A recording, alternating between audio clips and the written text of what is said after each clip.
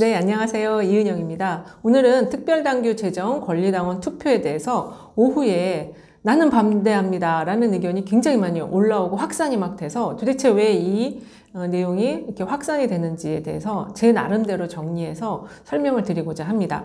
일단은 이 민주당의 권리당원이시면 이 특별당규 제정에 대한 내용을 카카오톡으로 받으셨을 거예요.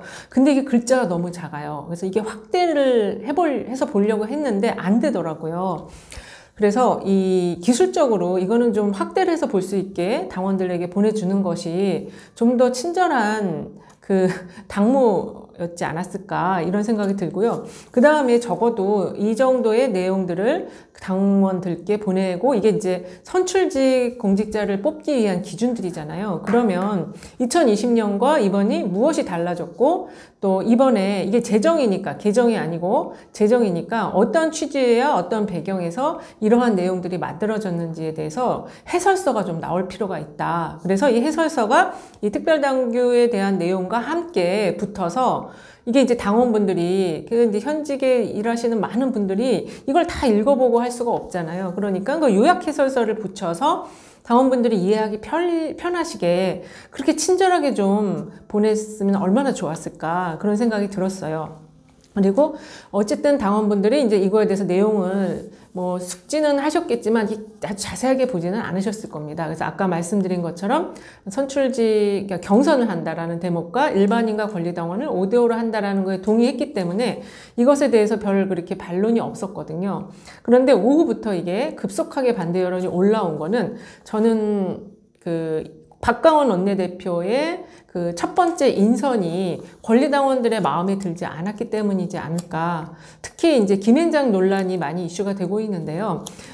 저는 뭐 김앤장 그거 과거의 프로필상의 경력인데 그거에 대해서 너무 이렇게 예민하게 반응을 할 필요는 없다라는 지적도 있겠지만 문제는 두 명이 대변인으로 대신 그 두 분이 모두 다 김앤장 출신이라는 거예요. 그러면 한 분은 어떻게 한 분만 김앤장 출신으로 하고 또 한 분은 우리나라의 법무법인이 얼마나 많습니까? 그럼 이번에 뭐 민주당의 사법 리스크가 많으니까 그 부분을 좀 고려해야 되겠다라고 한다면 두 분이 다 그렇게 김앤장 출신이 들어가기보다는 한 분은 좀 다른 법무법인의 그 출신을 넣는 것도 하나의 좀 지혜로운 선택이지 않았을까 그런 생각이 들어요. 근데 그냥 그렇게 돼버리니까 당원분들 입장에서는 이건 뭐지? 하는 생각이 충분히 저는 들 수 있었다. 그리고 또 하나는 대통령실의 정무수석이 민주당을 이간질하는 행동을 했기 때문에 그거에 대해서 박강원 원내대표께서 혹시 거기에 넘어가시지 않을까라는 걱정이 굉장히 높아졌지 않을까.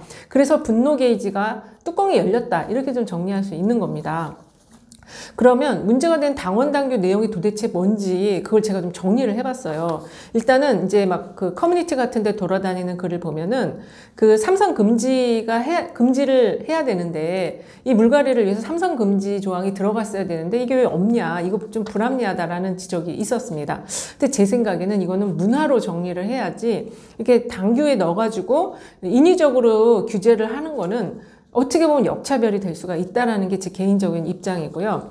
그리고 현역 의원 평가를 공개하지 않는 것에 대해서 이거는 평가의 의미가 없는 거라는 지적이 있습니다. 근데 제가 볼 때는 과거에도 이게 그 하위 20%에 들어간 의원들은 어떻게 해서든지 그 명단이 돌더라고요. 당원분들이 어떻게 해서든지 그거를 이제 지역에 가보면 그게 딱 평가가 나와버리니까 이미 다 나와 있어요. 지금 현역 의원들에 대한 평가는 다 지역에 가면 다 나와 있는데 이거를 이제 굳이 공개하지 않는 거는 뭐랄까 좀 명예로운 퇴진을 좀 보장해 주겠다라는 취지가 있지 않았을까 그런 생각이 들고 또 과거 사례를 보면 이게 어떻게든 어쨌든 명단이 돌거든요. 그래서 이거는 그렇게 아주 이렇게 치명적인 어떤 그런 부분은 아니다. 저는 좀 그렇게 생각을 했습니다. 그리고 이제 또 하나 도는 이야기가 적합도 조사에서 신인과 여성 가산점이 반영되지 않는다. 이 지적이 있는데 이거는 제가 이 특별당규 내용을 봤는데 이 대목을 좀 찾을 수가 없었어요. 그리고 경선에 이미 참여했던 자는 신인으로서 배제를 해야 되는 규정이 잘못됐다라고 하는데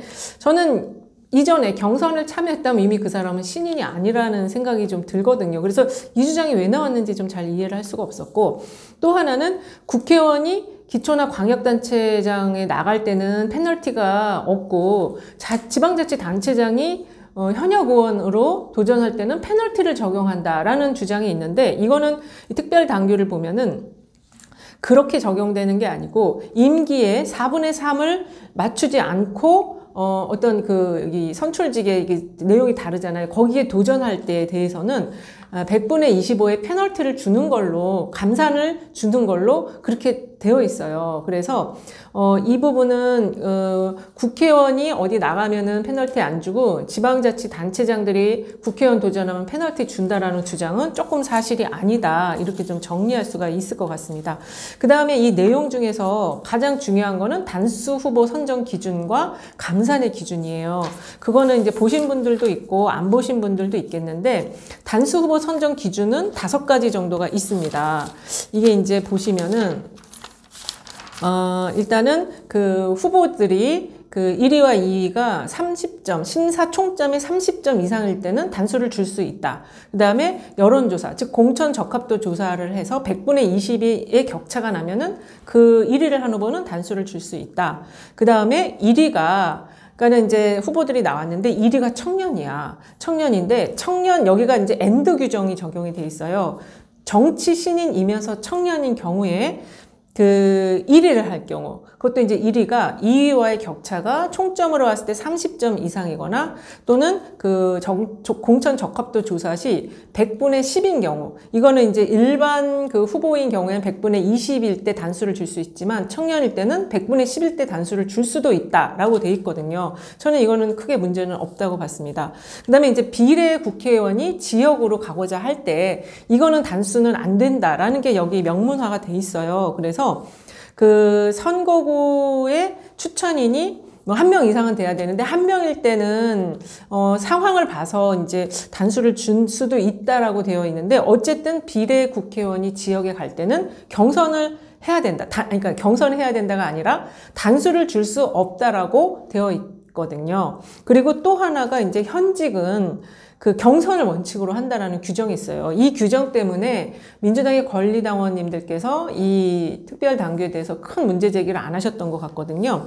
그리고 청년 후보자가 추천을 받고 신청한 경우에는 그 경선에 들어갈 수 있도록 해준다. 이렇게 이제 경선의 기회를 청년 후보자인 경우에는 준다라는 게 또 이 안에 단수 선정 기준에 들어 있습니다. 근데 이거를 이제 그 청년 국회의원이 단수를 받고자 한다, 이러한 규정을 통해서 현재 청년 국회의원이 단수로 받으려고 한다라는 좀 잘못된 시각이 좀 전파가 좀 됐었던 것 같아요. 그래서 그 민주당의 청년 국회의원 8명이 우리는 그런 특혜 안 받겠다라고 이미 성명을 낸 상황이거든요. 그래서 그 청년 국회의원이, 그러니까 이제 민주당은 만 5세 이하가 이제 청년이잖아요. 그래서 그 현재 청년 국회의원이 단수를 받으려고 이런 규정들이 안에 있다라는 거는 좀 해당이 안 되는 것 같아요. 특히 여기 보시면은 이제 청년이 1위인 경우에 정치 신인이면서 청년인 경우라고 현역이 아니라는 거를 규정을 해놨거든요. 그래서 그 부분에 있어서는 크게 걱정을 하지 않으셔도 되고, 여기 보면은 또 마지막에 단수로 할 수도 있다라고 돼 있어요. 단수로 한다가 아니거든요. 그래서 그 부분에 대해서, 그러니까 청년 국회의원이 자기들의 꼼수를 편다, 기득권을 유지하기 위해서 꼼수를 편다라는 거는 좀 이 내부의 제가 살펴본 당규상에는 그 내용은 좀 없는 것 같습니다. 그래서 너무 걱정 안 하셔도 된다. 그리고 이제 감산 적용 부분입니다.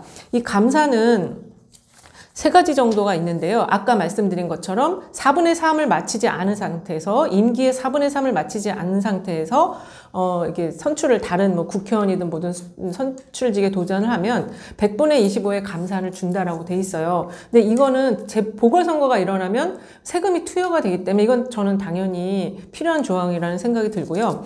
그 다음에 이제 선출직 공직자 평가에서 하위 20%가 됐을 때는 그 100분의 20의 감산을 적용하겠다. 근데 이건 이제 왜 비공개하느냐에 대한 지적이 있는데, 사실 이거 아까도 말씀드린 것처럼 명단이 다 돌거든요. 어떻게 써든지 돌더라고요. 그래서 저는 이 부분은 그렇게 문제가 되지 않는다라고 생각을 하는데, 혹시 이거에 대해서 공개할 필요가 있다라고 한다면 그거를 좀 적극적으로 그 당에 어필을 하는 것도 필요하다. 그 다음에 경선을 불복하고 탈당한 경력이 있는 자는 100분의 10의 감산을 주겠다. 이거는 과거에 비해서 이 탈당 경력에 대한 그 감산 그 범위가 조금 줄어든 걸로 저는 봤거든요. 그래서 지금 현재 있는 단수 선정 기준과 감산 기준은 리저너블하다. 그냥 크게 이제 좀 문제가 있지는 않다. 이렇게 좀 봤습니다. 그런데 이거를 왜 이게 지금 오늘 오후부터 권리당원님들께서 이렇게 지금 이거에 대해서 반대합니다라고 이렇게 이야기를 하시는가? 그거는 제가 볼 때는 그 박강원 원내대표님의 그 첫 번째 일성이 지금 민주당의 사법 사법 리스크, 특히 이제 그 송영길 대표에 대한 그 돈봉투 문제에 대해서 아주 강력한 대처를 하겠다라는 그 메시지까지는 괜찮았는데 그 당직 인선 부분에 있어서 불만이 굉장히 높아졌던 것 같아요. 이게 당원들이 보실 때 이게 뭐지? 인선이 너무 좀 이상하다. 좀 민주당의 정체성을 좀 흐리는 것 같다라는 판단을 하신 것 같고요. 그 다음에 이제 또 하나는 그 대통령실 정무수석의 이간질에 너무 이게 부합되는 거 아닐까? 막 이런 걱정을 하셨던 것 같아요. 그래서 이 특별당규가 결국에는 권리당원님들이 보시기에는 기득권을 갖고 있는 현역에게 유리한 룰이다라고 판단을 하신 것 같습니다. 그래서 제가 볼 때 이 박강원 원내대표께서는 그 대통령과 원내대표의 만남을 만남을 할 수도 있다라는 이러한 그 이간질에 넘어가시면 절대 안 되고요. 그 대통령과 당대표의 만남, 그 민생 문제를 해결하기 위한 대통령과 이재명 당대표의 영수회담을 추진하는 자리로서 정무수석을 만날 수 있지 그것 이외에 어떠한 내용도 만날 의미가 없다라고 하시는 게 천명을 해주시는 게 좀 필요하다. 저는 그렇게 생각이 듭니다. 그리고 지금 이번에 그 청년에 대한 기준이 좀 많이 들어갔거든요. 시대적으로 보면은 청년에게 정치할 기회를 준다는 거는 저는 중요하다고 보고 또 필요하다고 봅니다. 하지만 문제는요, 그 미성숙한 그리고 능력이 부족한 청년이 이 어떤 기준을 통해서 당의 어떤 배려를 통해서 선출직에 당선이 됐을 때 그거는 저는 더 큰 문제라고 생각을 해요. 그래서 이 부분에 있어서는 이 당은 청년에게 기회를 주는 건 물론 중요한데 육성을 하는 그런 프로그램도 여기에 같이 좀 더 플러스 알파가 되면 좋겠다. 저는 그렇게 생각이 되었습니다. 지금 현재 민주당 지지자들 사이에서는요, 현역 교체 지수가 굉장히 높습니다. 그 국민의힘 지지자들보다 15%포인트 이상 현역 교체 지수가 높아요.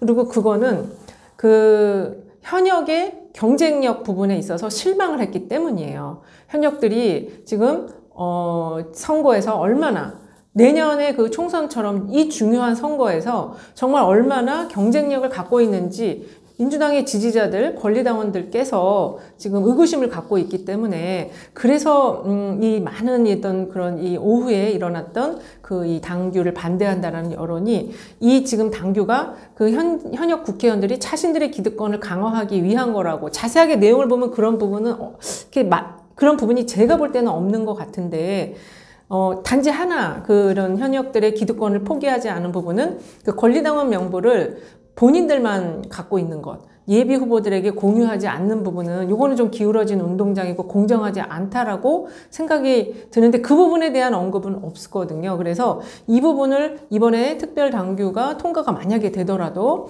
이 부분은 추후에 공관위와 선관위원회에서 좀 더 논의를 하겠다라고 좀 천명을 해준다면 지금 이 권리당원들의 이 정말 뚜껑 열린 이 분노의 게이지가 조금 내려갈 수 있지 않을까. 저는 좀 그렇게 생각을 해봤습니다.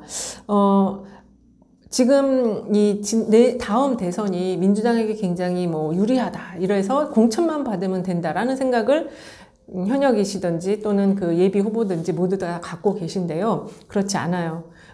가장 중요한 거는 본선 경쟁력, 본인의 확장력이 얼마나 있느냐. 이거는 본인이 지금 이미 지역에서는 평가가 나와 있는 거거든요. 그래서 내년 선거가 정말 중요하고 민주당이 정권 재창출에 실패를 했잖아요. 그거는 지금 현역 의원님들에게도 그 책임이 있는 겁니다.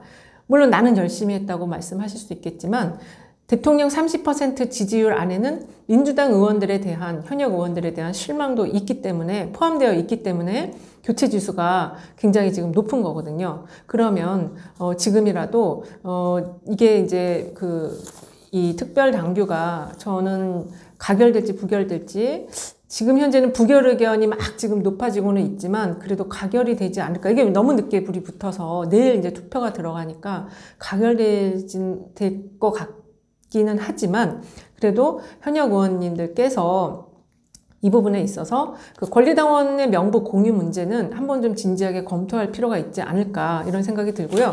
현재 지금 이 특별당규 내용이 이재명 대표께서 본인의 어떤 이해에 기반해서 만들어 온 것이다 라는 내용이 지금 권리당원 사이에서 있는 거예요. 절대 그렇지 않아요. 이번 안은 혁신위안과 그다음에 전원이 현역 의원으로 들어간 공천 TF에서 적절하게 균형감 있게 자신들의 이해관계에 있는 것들을 다 검토하고 조금 더 공정하게 하기 위해서 이 안이 산고 끝에 나온 거거든요. 그래서 이 부분은 오히려 이재명 대표님의 이해가 관철된 부분이라고 한다면 저는 현역은 경선을 한다. 권리당원 5와 일반 지역민 5로 한다. 이게 이재명 대표님의 이해가 들어간 부분이지 않을까 그렇게 생각을 해봅니다. 제가 간단하게 지금 오후에 있었던 이 특별당규 반대 서명 운동에 대한 커뮤니티에 돌고 있는 내용에 대해서 간단하게 분석을 했는데요. 제가 또 틀릴 수도 있으니까 제 영상 하단에 우리 이은영TV 구독자님들과 권리당원님들의 의견을 달아주신다면 또 그것을 보고 제가 2탄의 영상을 또 준비할 수도 있습니다. 그러면 지금 밤이 벌써 늦은 시간인데요. 이 특별당규 제가 설명해 드린 것들 다시 한번 생각해 보시면서 이 깨알 같은 글씨라도 다시 한번 읽어 주신다면 그래서 조금 더 합리적이고 지혜를 모을 수 있는 좋은 안들이 나온다면 저는 이 민주당이 내년 총선을 준비하는 데 있어서 한 발 더 앞서 나간다 이렇게 생각을 합니다. 그러면 제 방송 이것으로 마무리하고요. 댓글 달아주세요. 안녕.